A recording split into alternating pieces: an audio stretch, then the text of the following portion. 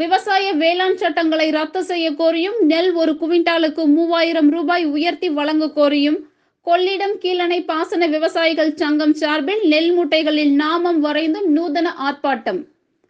கடலூர் மாவட்டம் காட்டுமன்னார்கோவில் மத்திய அரசு கொண்டு வந்த வேளாண் சட்டங்களை திரும்ப பெற வலியுறுத்தி டெல்லியில் போராடும் விவசாயிகளுக்கு ஆதரவாக இன்று காட்டுமன்னார்கோவில் பேருந்து நிலையத்தில் இருந்து விவசாயிகள் பேரணியாக வந்து வட்டாட்சியர் அலுவலகம் முன் ஆர்ப்பாட்டம் நடத்தினர்.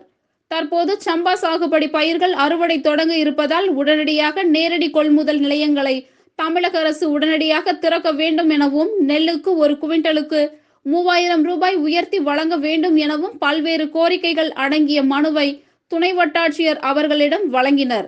முன்னதாக டெல்லியில் போராட்டத்தில் களத்தில் உயிர் நீத்த விவசாயிகளுக்கு 1 நிமிடம் மௌன அஞ்சலி செலுத்தினர்.